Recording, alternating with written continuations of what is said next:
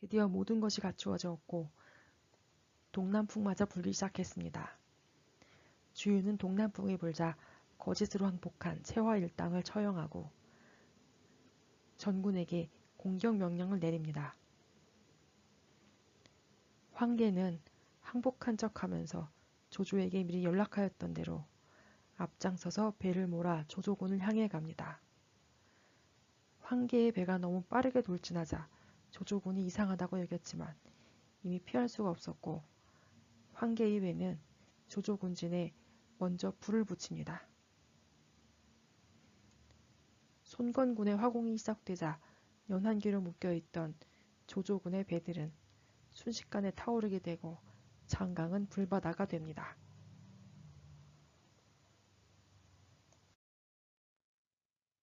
세상에 재미있는 것 중에 하나가 불구경과 싸움 구경이죠. 적벽대전은 제대로 싸움 구경과 불구경을 보여주었습니다. 조조는 적들을 향해서 화살을 쏘도록 했지만 동남풍을 받은 화살은 역풍으로 인해 날아가지 못했고 손건군의 배들은 바람을 타고 마구 쳐들어와서 조조군 선단에 불을 붙였습니다.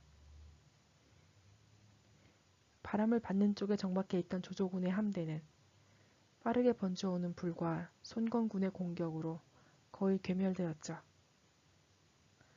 손군과 유비연합군은 흐트러진 조조군을 육지와 수면 양쪽에서 협공을 하면서 조조의 백만대군은 태반이 불에 타거나 물에 빠져 죽고 패주하여서 도망갔습니다.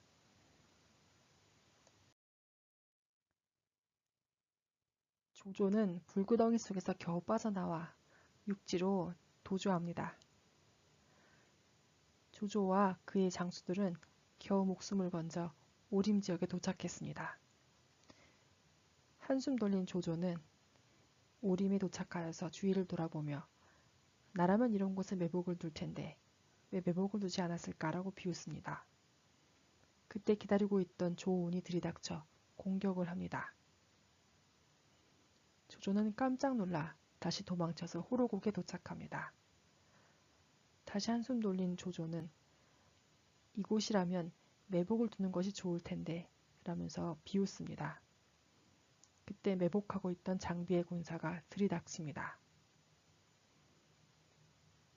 조조는 다시 화들짝 놀라 도망쳐서 화영도로 달아났습니다.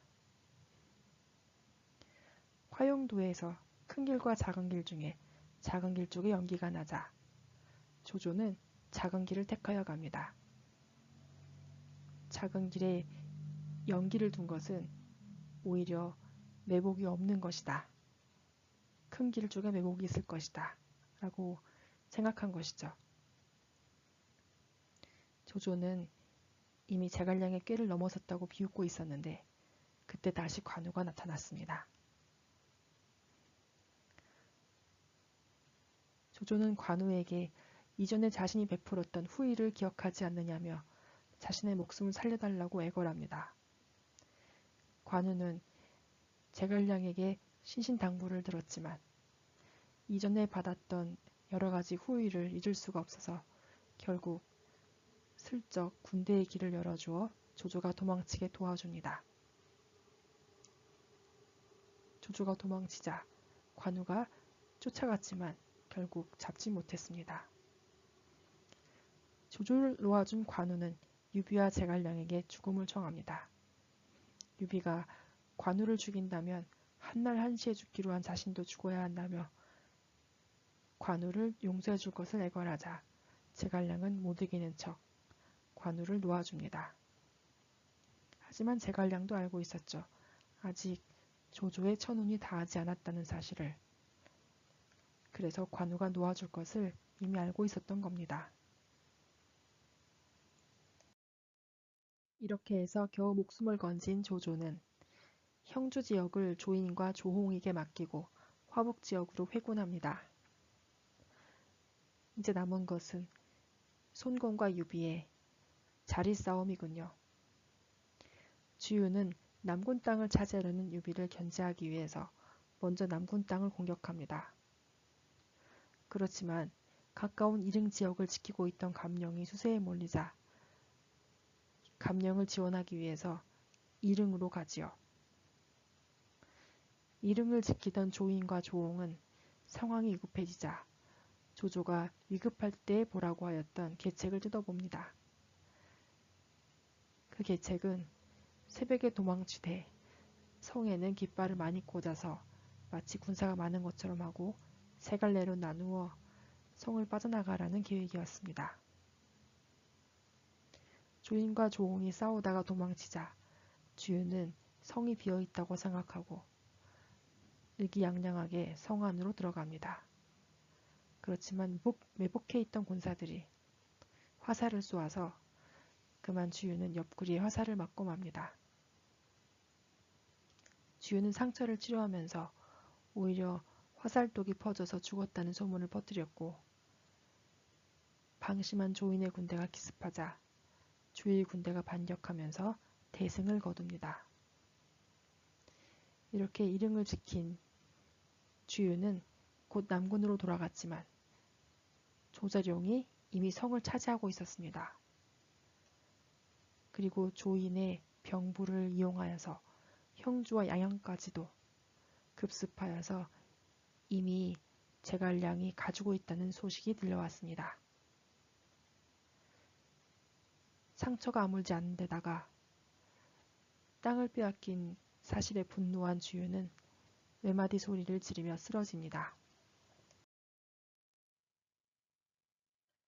주유로서는 적벽대전에서 큰 역할을 하지 않은 유비가 형주 땅을 차지한 것이 못마땅하고 분했습니다.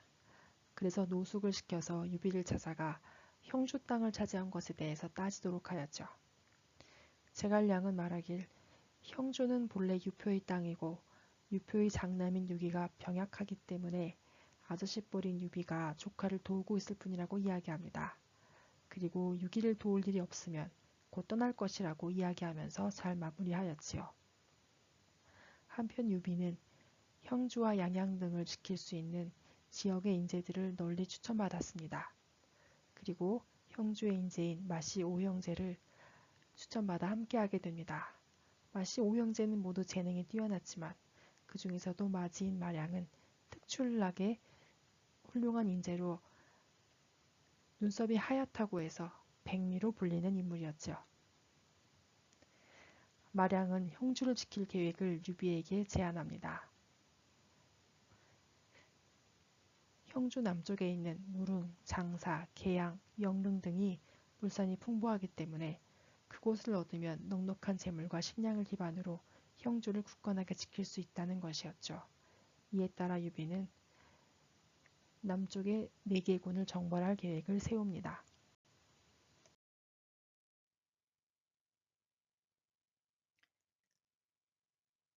그렇게 해서 조우는 계양군을 정벌하러 갔고 계양태수 조범과 의형제를 맺게 됩니다.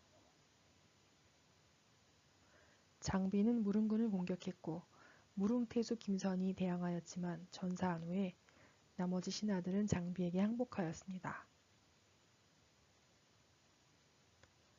관우는 장사군을 공격하러 갔습니다.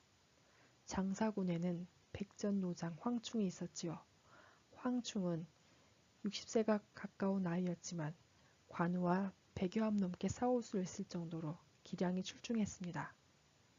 두 번째 날 싸움을 하다가 황충의 말이 고꾸라지자 관우는 황충에게 말을 갈아타고 오라고 말미를 줍니다. 세 번째 날 황충은 말을 달리면서 빈 활시위를 2번 당기고 세 번째에는 화살을 쏘아 관우의 투구수를 꿰뚫습니다. 이렇게 두 장수는 서로 목숨을 주고받는 인연을 맺습니다. 장사태수 한복은 관우를 죽이지 않은 황충을 목을 베려고 하였고 이에 위연이 반기를 들어서 오히려 태수를 죽이고 함께 관우에게 투항합니다. 나머지 영릉 지방까지 모두 정발하게 되자 유비는 4개 군을 모두 차지하여서 재물과 식량이 넉넉해진 기반으로 형주를 점거하고 사방의 인재들을 받아들입니다. 이렇게 점점 삼국을 정립하기 위한 유비의 기반이 커지고 있었습니다. 한편으로 송권은 합비에서 조조군과 대치하고 있었습니다. 손권이 친히 대군을 거느리고 합비를 공격했지만 조조의 장수 장료에게 고전을 면치 못하고 있었죠. 손권의 장수인 태사자는 부하인 과정을 장료의 영체 안으로 들여보내고 안에서 불을 질러 내응하라고 지시합니다. 그러나 과정은 그만 장료에게 색출되었고 참살당하고 맙니다. 장료는 태사자의 계획을 오히려 역이용하는 장계 추계의 전략을 세워 불을 지르며 성문을 열어주었고 이에 태사자는 마음을 놓고 성 안으로 돌진하였다가 화살 세례를 맞고 숨을 거두고 맙니다.